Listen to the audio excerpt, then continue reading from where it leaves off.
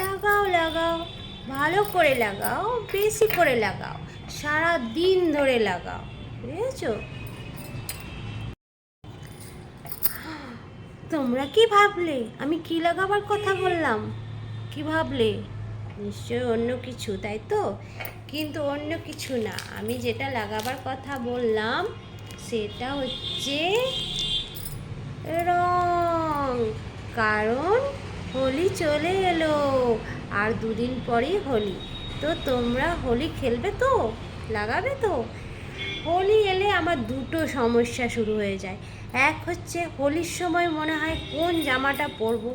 সারা বছর যে জামাগুলো পুরনো লাগে, দিওয়ালিতেও মনে হয় যেন এটা একদমই পরা যাবে না, সেটা কিন্তু হোলি এলে মনে হয় এই তো এই জামাটা যেটা পরে আছি এটাও মনে হয়, যদি ভাবি যে এটা পরে হোলি খেলবো, তখন মনে হয় না বাবা এটা তো কিছুদিন আগেই কিনলাম।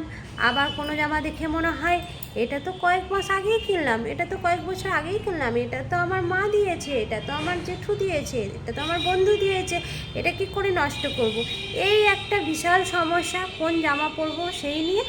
আর একটা যেটা দ্বিতীয় সমস্যা সেটা হচ্ছে তুমি হয়তো হোলি খেলতে পছন্দ করো না, যেমন আমি পছন্দ করি না।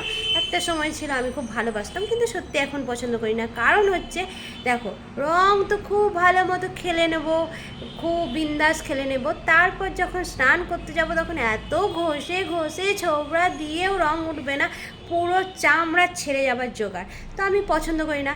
এবার ধরো আমি বাড়ির ব্যালকনিতে দাঁড়িয়ে থাকলাম, কেউ ডাকবে এই শোন না, বেশি রং দেবো না, আয় তোকে শুধু একটা টিপ দেবো। তারপরে নিচে গেলেই শুধু টিপ ছাড়ো, এখানে লাগাবে, এখানে লাগাবে, এদিকে লাগাবে, এদিকে লাগাবে, এদিকে, আর শুধু রং ছাড়ো কী কী যে লাগাবে, শুধু আলকাতরা আর গ্রিস বাদে সবই বোধহয় লাগাবে। এই বিশাল এক সমস্যা হয়ে যায় রং খেলার সময়। সেই জন্য আমি কিন্তু হোলি খেলা পছন্দ করি না। তবু তোমাদেরকে হ্যাপি হোলি আমার তরফ থেকে। তোমরা সকলে ভালো করে হোলি খেলো, আর আমিও নিজে নিজে একটু হোলি খেলে নিলাম।